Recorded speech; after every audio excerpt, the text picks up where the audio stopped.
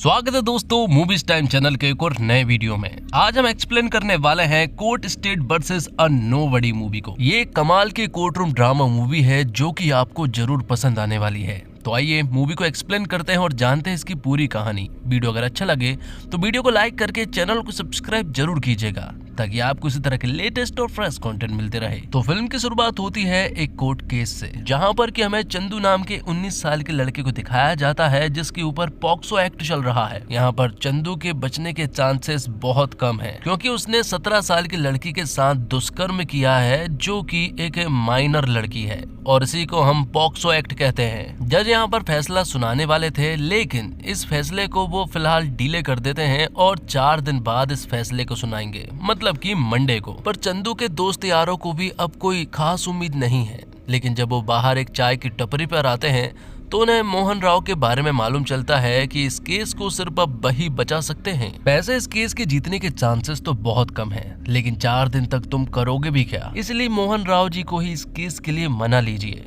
जिसके बाद हम देखते हैं सूर्या तेजा को। सूर्या तेजा दरअसल में मोहन राव जी का असिस्टेंट है जिसने अभी तक कोई भी केस नहीं लड़ा है। हालांकि सूर्या को बहुत ज्यादा नॉलेज है और वो चाहता है कि उसे बस एक चांस मिल जाए केस को लड़ने के लिए, लेकिन अभी तक तो ऐसा नहीं हुआ है। मोहन राव जी ने उसे अभी तक एक भी केस नहीं दिया है। तभी चंदू की फैमिली वाले और दोस्त यार यहाँ सूर्या तेजा के पास कॉल करते हैं और उन्हें केस के बारे में कहते हैं, लेकिन यहाँ पर सूर्या उनसे कहता है कि सर अभी बिजी है और वो उनसे उनकी बाद में बात कराएगा। लेकिन वो उन्हें फाइनल डिसीजन के बारे में नहीं बताते हैं क्योंकि अगर उन्होंने फाइनल डिसीजन के बारे में बताया तो वो ये केस लेंगे ही नहीं। जिसके बाद हम देखते हैं सूर्या को, और आज मोहन राव जी कोर्ट में केस लड़ने वाले थे और यहाँ पर सूर्या को सारी चीजें पहले से ही मालूम है कि ये केस मोहन राव जी किस तरह से लड़ेंगे और वो क्रॉस एग्जामिनेशन जो करने वाले हैं वो सारे क्रॉस एग्जामिनेशन यहाँ पर सूर्या को पहले से ही मालूम होते हैं, जो कि बहुत ही हैरानी वाली बात है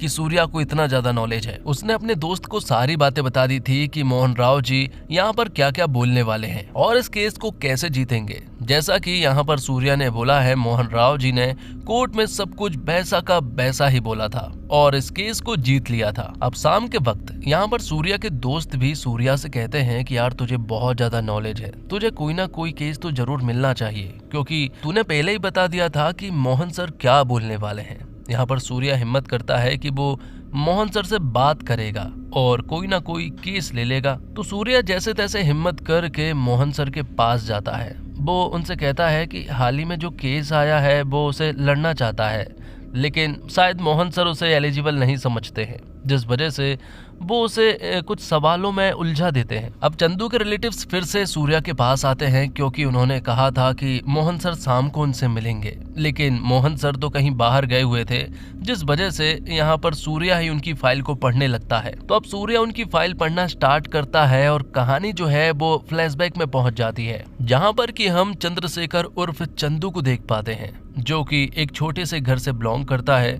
उसके पिताजी वॉचमैन है, उसकी माँ है और एक छोटी बहन भी है। चंदू और उसके पिताजी के बीच में कुछ ज्यादा नहीं बनती है क्योंकि चंदू पढ़ना नहीं चाहता है, तो चंदू के पिता चाहते हैं कि वो पढ़े, लेकिन चंदू का मानना ये है कि दुनिया पढ़ाई से नहीं बल्कि पैसों से चलती है। पढ़ाई करके उसकी जॉब बहुत सालों में लगेगी, लेकिन अभी तो वो जॉब करके ही अच्छा खासा कमा लेता है।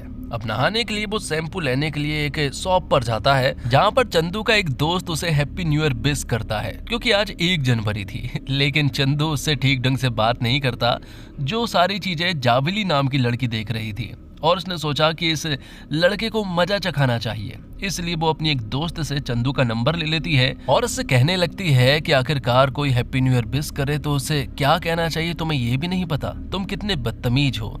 उन दोनों के बीच में इसी तरह से बातें स्टार्ट हो जाती है और वो काफी बदतमीजी से एक दूसरे से बात कर रहे थे। जिसके बाद फिल्म में एंट्री होती है मंगापति नाम के एक आदमी की, जो कि इस फिल्म का विलन है। मंगापति जावेली का जीजाजी है और उनके घर का वो दामाद है। वो बहुत ही ज्यादा खतरनाक है, उसे छोटी छोटी चीजें बुरी लग जाती है। जब वो यहाँ जावेली के घर पर एक छोटी सी लड़की के जन्मदिन में आता है तो वो उस छोटी सी लड़की को ही चिल्ला देता है सभी के सामने, क्योंकि उसने जो कपड़े पहने हुए थे उसकी दोनों बाहें जो है वो खुली हुई थी। इसी बात पर से वो पूरी की पूरी फैमिली को चिल्ला देता है और कहता है कि तुम लोगों की इज्जत तो कुछ नहीं है लेकिन मेरी तो है। और वो उसकी ड्रेस भी उतरवा देता है। जब सभी लोग खाना खा रहे थे तभी जावेली का मोबाइल फोन बज पड़ता है और वो कॉल किसी और का नहीं बल्कि चंदू का होता है। लेकिन वो जीजू मंगापति से कह देती है कि कॉल जो है वो कस्टमर केयर का था। जिसके बाद जावेली फिर से चंदू के पास अगले दिन कॉल करती है और उसे बहुत चिल्लाती है कि उसने कल रात को मेरे पास कॉल क्यों किया था। वो दोनों ही एक दूसरे से बिल्कुल भी ठीक ढंग से बातें नहीं करते, दोनों एक दूसरे को हमेशा बस चिल्लाते ही रहते। लेकिन कहीं ना कहीं उनकी बॉन्डिंग बनती जा रही थी, दोनों एक दूसरे को पसंद करने लगे थे और जावेली को भी समझ आ रहा था कि चंदू की बस जबान खराब है,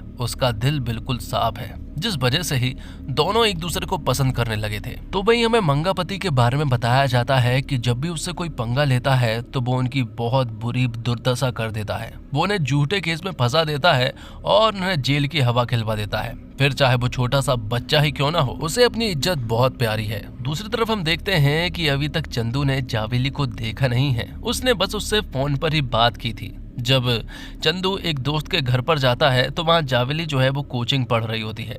तभी उसका मोबाइल फोन बज पड़ता है और उसे कोई जावेली नाम से भी पुकार रहा था। ये देखकर चंदू समझ जाता है कि यही जावेली है। जिसके बाद दोनों मुलाकात करते हैं और दोनों एक दूसरे को काफी ज्यादा पसंद करने लगे थे, इसलिए अब दोनों ही एक दूसरे को प्रपोज भी कर देते हैं और साथ में बहुत सारा टाइम भी स्पेंड करने लगे थे। चंदू के इरादे बिल्कुल नेक थे, इसलिए यहाँ पर चंदू जो है वो जावेली को अपने घर में अपनी माँ और बहन से मिलवाने के लिए लेकर जाता है। हालांकि उसके पिता से उसने उसे नहीं मिलवाया था क्योंकि वो ये सब नहीं मानते। तो अब कहानी प्रेजेंट में आ जाती है जहाँ पर कि सूर्या ने इस केस को पढ़ लिया था और ये फाइल जो है वो सर के पास लेकर जाता है। लेकिन मोहन सर कहते हैं कि वो इस फाइल को कल पढ़ेगा और लोगों को कल शाम को यहाँ पर भेज देना। लेकिन सूर्या यहाँ पर जानना चाहता था कि आगे हुआ क्या था, इसके लिए वो लोग फिर से कहानी को फ्लैशबैक में लेकर जाते हैं। जब कहानी फ्लैशबैक में पहुंची और जब चंदू के दोस्त को मालूम चला कि वो चंदू के घर जा रहा है और उसके घर पर जावेली भी है,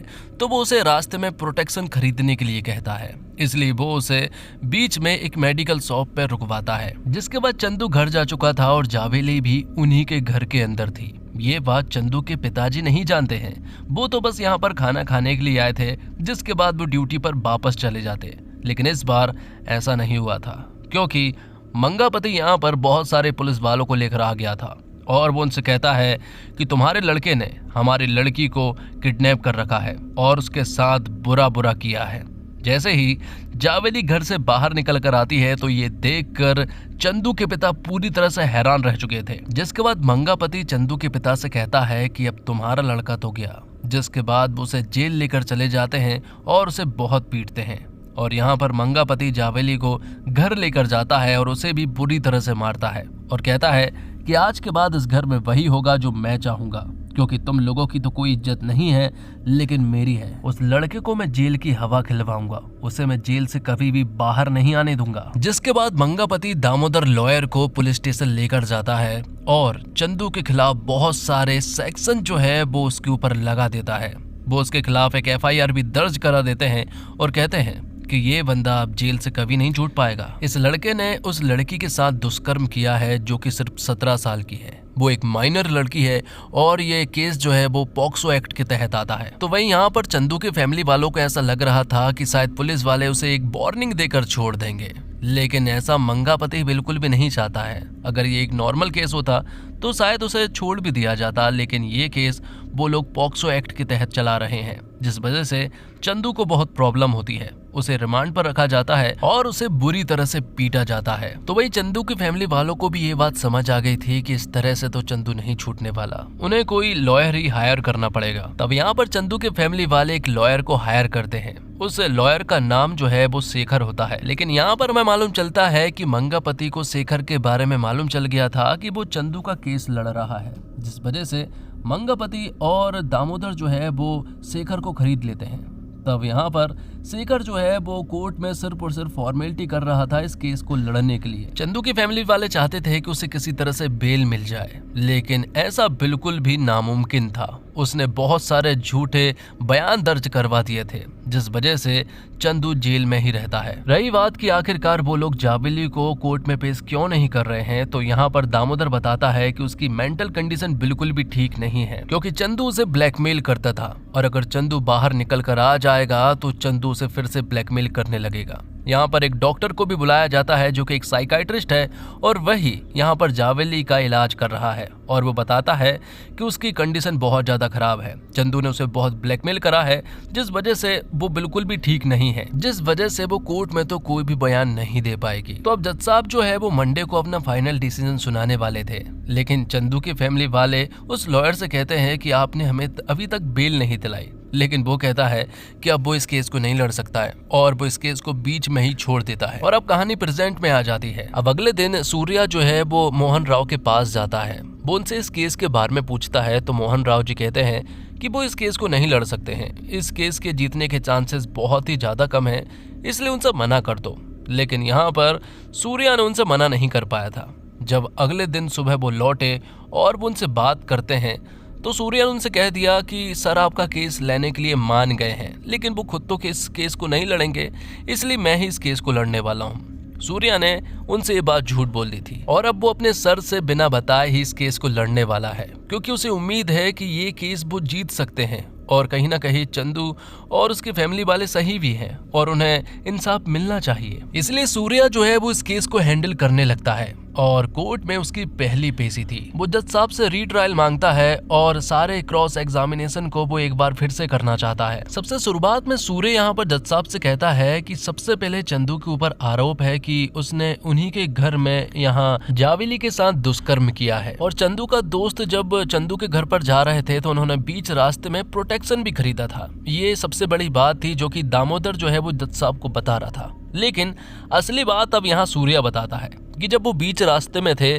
तो चंदू के दोस्त ने प्रोटेक्शन खरीदा जरूर था, लेकिन वो प्रोटेक्शन चंदू ने एक्सेप्ट नहीं किया था और उसे बीच रास्ते में ही फेंक दिया था। ये सारी बातें कोर्ट में यहाँ पर चंदू के दोस्त ने भी बता दी थी। अब आते हैं दूसरे बयान के बारे में, जहाँ 3 लोगों ने बयान दिया है कि जब वो बस स्टॉप पर खड़े थे तब चंदू यहाँ बाइक से आया था और उसने जबरदस्ती करके यहाँ जावेली को अपने साथ घर लेकर चला गया था। वो ये भी बता देते हैं कि चंदू ने एक पीला कलर का शर्ट पहना था, गाड़ी काले कलर की थी और गाड़ी का नंबर भी मालूम है। सूर्या कहता है ठीक है। सबसे पहले वो पहले आदमी को बुलाता है। वो उससे पूछता है कि आखिरकार तुम बस स्टॉप पर क्या कर रहे थे। वो बताता है कि हम लोग मंदिर गए थे और हम तीनों ही वापस लौट रहे थे दोपहर को 12 बजे। वो आदमी बताता है कि घर से मंदिर तक पहुंचने में 1.5 घंटे लगते हैं और 1.5 घंटे मंदिर के दर्शन करने में लगते हैं। ऐसे ट्रेवल करते करते उन्हें 6 घंटे लग गए थे, इसलिए वो सुबह 6 बजे घर से निकले थे।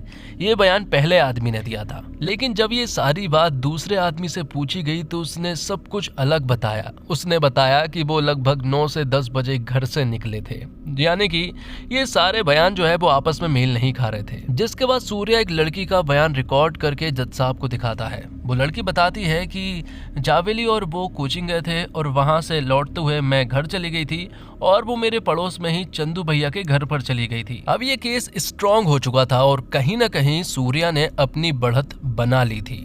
जैसे ही कोर्ट की हेयरिंग कंप्लीट होती है, बाहर दामोदर यहाँ सूर्या से मिलता है और वो उसे खरीदने की कोशिश करता है। लेकिन यहाँ पर सूर्या उससे कहता है कि मुझे खरीदने की कोशिश मत करना क्योंकि मैं बिकाऊ नहीं हूँ। जब सूर्या यहाँ से जाने लगता है तभी कोर्ट में एक बार फिर से सूर्या को बुलाया जाता है। दरअसल में दामोदर ने एक क्लिप जो है वो कोर्ट में सबमिट की है। जज साहब जब उस क्लिप को देखते हैं तो मालूम चलता है कि ये क्लिप एक शादी की है। उस शादी में चंदू और जावेली दोनों ही मौजूद थे और जावेली जिस कमरे में जा रही थी उसी कमरे में चुपचाप से चंदू भी चला जाता है और 16 मिनट उसी कमरे में बंद रहते हैं। उन 16 मिनट में चंदू ने जावेली के साथ क्या किया होगा, यहाँ के सारे लोग जो है वो अपना अपना दिमाग लगाने लगते हैं। तब दामोदर इनके दिमाग को लगाने के लिए मदद करता है और उन्हें बताता है कि इसी कमरे में यहाँ पर चंदू ने जावेली के साथ दुष्कर्म किया था। लेकिन ये बात चंदू के फैमिली वाले और चंदू के यारों दोस्तों और चंदू ने यहाँ पर सूर्या को नहीं बताई थी, इसलिए वो उनसे कह देता है कि वो इस केस को नहीं लड़ सकता है, इसलिए मेरा पीछा मत करना और इस केस को अब कोई भी नहीं जीत सकता है। इतना बोलकर वो यहाँ से चला जाता है। अब बात ये आती है कि दामोदर को भी ये बात नहीं मालूम थी कि ये क्लिप दरअसल में मंगापति के पास थी। मंगापति बताता है कि इसी क्लिप से तो सब कुछ स्टार्ट हुआ था। वो बताता है कि एक आदमी मेरे ऑफिस आया था और शादी में उसकी एक सोने की चेन गुम हो गई थी, इसलिए वो सारे सीसीटीवी फुटेज को चेक कर रहा था। सारे सीसीटीवी फुटेज में उसे ये क्लिप मिला और इस क्लिप को देखने के बाद उसने मुझे बताया और मैंने इस क्लिप को देखने के बाद ठान लिया था कि मैं चंदू को छोड़ूंगा नहीं, मैं उसे किसी भी हालत में जेल की हवा खिलाकर रहूंगा। तब उसने चंदू का पीछा किया। वो जहां भी जाता है लोग उसके पीछे लगे रहते थे और उसके ऊपर नजर रखा करते थे। मंगापति को ये बात मालूम चल गई थी कि चंदू और जावेली एक दूसरे को पसंद करते हैं और जावेली भी अक्सर चंदू के घर पर जाया करती है। इसी चीज का फायदा मंगापति ने उठाया। जब चंदू के घर पर जावेली मौजूद थी तब मंगापति जावेली के घर वालों को लेकर चंदू के घर पर चला गया और उन्हें बताया कि उनकी लड़की यहाँ पर क्या कर रही है। यहीं से उसे अरेस्ट करवाया था और इस क्लिप के बारे में जावेली के फैमिली वालों को भी मालूम था, लेकिन जावेली के फैमिली वालों ने मंगापति से मना किया था कि वो इस वीडियो क्लिप को कोर्ट में सबमिट ना करे। लेकिन अब जब वो ये केस को हारने वाले थे इसलिए मंगापति इस क्लिप को कोर्ट में सबमिट कर देता है। अब चंदू की फैमिली वाले यानी कि उसके पेरेंट्स यहाँ जावेली के घर जाते हैं और जावेली के पेरेंट्स के हाथ पैर पकड़कर वो उनसे कहते हैं कि वो इस केस को वापस ले ले। लेकिन यहाँ पर मंगापति भी मौजूद था। वो इन्हें बुरी तरह से सुनाता है और इनकी बेइज्जती करके इन्हें घर से बाहर निकाल देता है। वहाँ इस वीडियो क्लिप के कोर्ट में सबमिट हो जाने के बाद अब चंदू को भी ऐसा लगने लगा था कि शायद अब उसे जेल में ही रहना पड़ेगा और कम से कम उसे 14 साल की जेल भी होगी। यहाँ जावेली की माँ को ऐसा लग रहा था कि वो उस लड़के के साथ गलत कर रहे हैं। यहाँ मंगापति उसे जानबूझकर फंसा रहा था, लेकिन मंगापति उनकी कोई भी बात नहीं सुनता है। यहाँ मोहन राव जी के चैम्बर में वो देखते हैं कि उनका असिस्टेंट सूर्या यहाँ पर नहीं आया है। दरअसल में सूर्या गुस्सा होकर अपने गांव चला गया था और उन्हें जब इस केस के बारे में मालूम चला कि सूर्या खुद इस केस को लड़ रहा है तब वो तुरंत ही सूर्या से मिलने के लिए उसके घर पर चले जाते हैं। सूर्या को ऐसा लग रहा था कि मोहन राव जी उसे चिल्लाएंगे, लेकिन ऐसा नहीं था। यहाँ पर उन्होंने उसे बहुत अच्छे से बात की और उसे समझाया कि इस तरह से केस को अधूरे में नहीं छोड़ते हैं, इसलिए मैं तुम्हें केस नहीं दिया करता था क्योंकि तुम्हारे अंदर केस को जीतने का कॉन्फिडेंस नहीं है, तुम्हारे अंदर नॉलेज बहुत है। मोहन राव जी उससे कहते हैं कि कभी भी केस को हारो तो उसे पूरा हारो, अधूरे में नहीं छोड़ना चाहिए। तुम इस केस को अधूरा नहीं छोड़ सकते हो क्योंकि जब तक हार नहीं होती है तब तक इंसान जीता हुआ कहलाता है। इतनी सारी कॉन्फिडेंस भरी बातें सुनने के बाद सूर्या तेजा डिसाइड करता है कि वो इस केस को लड़ेगा और अगले ही दिन वो वहां पहुंच जाता है। जबकि दामोदर को ऐसा लग रहा था कि सूर्या तेजा अब यहाँ पर नहीं आएगा, इसलिए मंगापति और दामोदर तो बहुत ज्यादा खुश होने लगे थे। लेकिन तभी सूर्या ने हीरो की तरह एंट्री मारी और यहाँ पर जज साहब से कहा कि एक बार फिर से वो सारे विटनेस को यहाँ कोर्ट रूम में लाना चाहता है। सबसे पहले तो वो पुलिस वाले को यहाँ कटघरे में लाता है और उनसे पूछताछ करता है कि आखिरकार आपने कौन कौन से सेक्शन जो है वो चंदू के ऊपर लगाए। तो वही सूर्या चंदू की माँ से उस वीडियो क्लिप के बारे में पूछता है कि क्या तुमने इस वीडियो के बारे में अपनी बेटी जावेली से पूछताछ की है, उससे बात की है। तब जावेली की माँ मना करती है। यहाँ पर सूर्या कहता है कि उस कमरे में क्या हुआ था उसके बारे में सिर्फ और सिर्फ चंदू और जावेली ही जानते हैं और अब दामोदर के हिसाब से जावेली की मेंटल कंडीशन तो ठीक नहीं है, इसलिए वो नहीं आ सकती है। इसलिए यहाँ पर चंदू से पूछा जाता है। चंदू ने अपना बयान दर्ज करा दिया था, लेकिन अभी बताया नहीं गया था कि उसने क्या कहा है। जिसके बाद डॉक्टर प्रभाकर को विटनेस बॉक्स में बुलाया जाता है क्योंकि डॉक्टर प्रभाकर ही जावेली का इलाज कर रहे हैं। डॉक्टर बताते हैं कि उसकी मेंटल कंडीशन बिल्कुल भी ठीक नहीं है और वो बयान तो बिल्कुल भी नहीं दे पाएगी। तो सत्या डॉक्टर से यहाँ जावेली की रूटीन पूछने लगता है कि आखिरकार उसे हॉस्पिटल कौन लेकर आता है और कितने बजे लेकर आता है, आप कब उसे कंसल्ट करते हैं, कब उसे साइकोथेरेपी देते हैं, सब जानना चाहते हैं। तब यहाँ डॉक्टर बताता है कि हफ्ते में 2 दिन जावेली की माँ जावेली को हॉस्पिटल लेकर आया करती थी और वहाँ मैं उसका ट्रीटमेंट किया करता था। जिसके बाद यहाँ पर सूर्या प्रभाकर के साथ ही काम करने वाले नायडू को कटघरे में बुलाता है। दरअसल में सूर्या नायडू से एक दिन पहले ही मिल लिया था और उसने उससे पूछा था कि क्या जावेली आपके हॉस्पिटल आती है, सब कुछ पूछा था। लेकिन यहाँ पर नायडू ने मना कर दिया था कि ये लड़की को वो नहीं जानता है और ये कभी भी उनके हॉस्पिटल तो नहीं आई है। लेकिन आज जब नायडू से पूछा गया कि क्या जावेली आपके हॉस्पिटल आती है तो उसने हाँ कह दिया था और उसने बताया कि वो अपनी माँ के साथ हॉस्पिटल आती है और डॉक्टर प्रभाकर के साथ वो कंसल्ट करते हैं। तो नायडू यहाँ पर पलट गया था। सूर्या भी समझ गया था कि दामोदर और मंगापति ने इसे खरीद लिया है, लेकिन अभी भी कुछ बिगड़ा नहीं था। यहाँ पर नायडू से वो फिर से पूछताछ करता है कि चलो ठीक है, जावेली अपनी माँ के साथ आया करती थी, तो चलो मुझे बताओ कि इन दोनों फोटो में से यहाँ पर जावेली की माँ कौन सी है, क्योंकि वो तो हफ्तों में 2 दिन आती थी और तुम उसे जानते ही हो। तब यहाँ पर एक उंगली बताते हुए नायडू कहता है कि ये जावेली की माँ है, लेकिन वो दरअसल में सूर्या की माँ की फोटो होती है और जो दूसरी फोटो होती है वो चंदू की माँ की होती है। मतलब कि नायडू यहाँ पर सरासर झूठ बोल रहा था। तो यहाँ ये बात साबित हो चुकी थी कि प्रभाकर के पास जावेली कंसल्ट के लिए नहीं जाती थी, उसका कोई भी ट्रीटमेंट नहीं चल रहा है, वो बिल्कुल फिट और फाइन है। इसलिए जज साहब कह देते हैं कि अगली पेशी में उन्हें जावेली को किसी भी हालत में कोर्ट में पेश करना होगा। ये मंगापति के लिए बहुत बड़ी प्रॉब्लम थी और दामोदर भी नहीं चाहता है कि जावेली कोर्ट में आए। इसलिए मंगापति जावेली के घर पर जाता है। वो उनसे कहता है कि कोर्ट में हेयरिंग है और जावेली को हमें पेश करना है, लेकिन वो नहीं चाहता है कि वो वहां जाए। लेकिन फिर भी वहां जाना और कहना कि चंदू ने मेरे साथ बदतमीजी की थी। अब अगले हेयरिंग में यहाँ पर दामोदर जज साहब को बताता है कि जावेली जो है वो मिसिंग है, जिस वजह से वो कोर्ट में पेश नहीं हो सकती है, इसलिए हमें आप कोई और डेट दे दीजिए। ये सारी बातें हो ही रही थी कि तभी हम देखते हैं कि जावेली की माँ जावेली को अपने साथ कोर्ट में लेकर आ जाती है। दरअसल में बात कुछ ऐसी है कि मंगापति ने यहाँ पर जावेली के घर पर कह दिया था कि आज जज साहब की छुट्टी है और वो नहीं आने वाले हैं, इसलिए हम भी कोर्ट नहीं जाएंगे। जबकि मंगापति ने ये सब कुछ झूठ कहा था ताकि जावेली कोर्ट में आ ही ना सके। जिसके बाद यहाँ पर सूर्या मंगापति को ही विटनेस बॉक्स में बुला लेता है। वो उनसे पूछता है कि इन सब के पीछे तुम हो, ये बात मुझे बहुत अच्छे से मालूम है, लेकिन मैं तुमसे ये पूछना चाहता हूँ कि आखिरकार जिस दिन तुमने चंदू को अरेस्ट करवाया था उसी दिन तुमने एटीएम से कुछ 25-30 हज़ार रुपए अलग अलग एटीएम से निकाले थे, क्या ये बात सही है?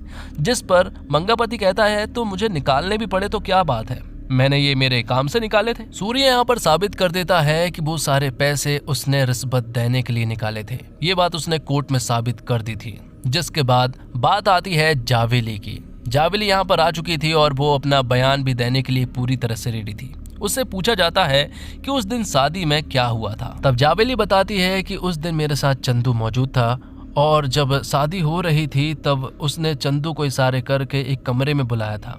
कमरे में उन्होंने भी यहाँ पर शपथ ली थी, जैसे कि शादी हो रही थी वैसे के वैसे ही वो भी यहाँ पर शादी कर रहे थे। मतलब कि वो तो एक तरह से गुड्डे गुड़िया का खेल ही खेल रहे थे और इसी में उन्हें 16 मिनट लग गए थे, जबकि सभी लोगों ने इसका उल्टा मतलब निकाला था। ये सारी बातें जावेली ने अपनी माँ को भी बता दी थी, जिस वजह से ही जावेली की माँ ने भी ठान लिया था कि वो उस लड़के को इस तरह से जेल में नहीं रहने देगी, क्योंकि अब तक जावेली की माँ को भी ऐसा लग रहा था कि शायद उन्होंने उस कमरे में गलत किया होगा, लेकिन ऐसा कुछ भी नहीं था। तो यहाँ पर ये सब कुछ साबित हो चुका था कि उस कमरे में ऐसा कुछ भी नहीं हुआ था और जो चंदू ने बयान दिया था वो जावेली के बयान से मेल खाता है। सूर्य यहाँ पर सभी से कहता है कि हमारे यहाँ सेक्स एजुकेशन होना बहुत जरूरी है। अभी जावेली जो है वो 17 साल और 10 महीने की है और अभी भी जावेली जो है वो अपने पूरे होशो हवास में है। लेकिन यही सब कुछ अगर 2 महीने बाद मतलब कि 18 साल की उम्र में हुआ होता तो ये केस ही नहीं बनता। इसलिए हमें पॉक्सो एक्ट के बारे में जानना चाहिए, डिटेल में हमें सारी चीजें पता होनी चाहिए, तभी हमें डिसीजन देना चाहिए। तब जज साहब यहाँ पर अपना डिसीजन सुनाते हैं और वो चंदू को बाइज्जत बरी कर देते हैं। साथ ही दामोदर पर एक इंक्वायरी बिठाते हैं क्योंकि उसने झूठे गवाह पेश किए थे। तो वही मंगापति को भी अरेस्ट कर लिया जाता है क्योंकि उसने बहुत सारे लोगों को रिश्वत दी और बहुत सारे विटनेसेस को खरीदा।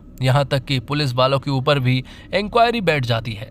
जिसके बाद चंदू जो है वो सूर्या के पास जाता है, वो उनसे गले मिलता है क्योंकि ये सब कुछ सूर्या की वजह से हुआ था। तो वहीं जावेली की मां मंगापति को एक जोर का चांटा लगाती है और कहती है कि लड़की किसी की भी हो उसकी इज्जत करना बहुत जरूरी है। अब आगे हम देखते हैं कि इस केस को 2 महीने हो चुके थे और अब यहाँ पर चंदू जो है वो अपने पिता के भी बहुत क्लोज आ चुका था क्योंकि वो पढ़ने के लिए कॉलेज जाने लगा था। जाते समय वो अपने पिताजी के गले लगता है और यहाँ से जाने लगता है। तो वहीं हम सूर्या को देखते हैं जो कि मोहन राव जी के पास आता है। मोहन राव जी कहते हैं कि तुमने इस केस को जीत कर मेरा सीना चौड़ा कर दिया है। मैं हमेशा जानता था कि तुम एक बहुत ही अच्छे वकील बनोगे। दूसरी तरफ हम देखते हैं कि जावेली और चंदू जो है वो बस स्टॉप पे एक दूसरे के सामने खड़े हुए थे। जावेली यहाँ चंदू के पास आकर बताती है कि वो आज 18 साल की हो गई है और ये सुनकर यहाँ पर चंदू जो है वो जावेली को गले लगा लेता है। और इसी के साथ ये फिल्म यहीं पर समाप्त हो जाती है। तो दोस्तों उम्मीद करता हूँ आपको वीडियो पसंद आई होगी। वीडियो पसंद आई हो तो वीडियो को लाइक करके चैनल को सब्सक्राइब जरूर कीजिएगा ताकि आपको इसी तरह के लेटेस्ट और फ्रेश कंटेंट मिलते रहे।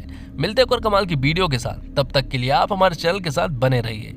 धन्यवाद। जय हिंद, जय भारत, जय श्री राम।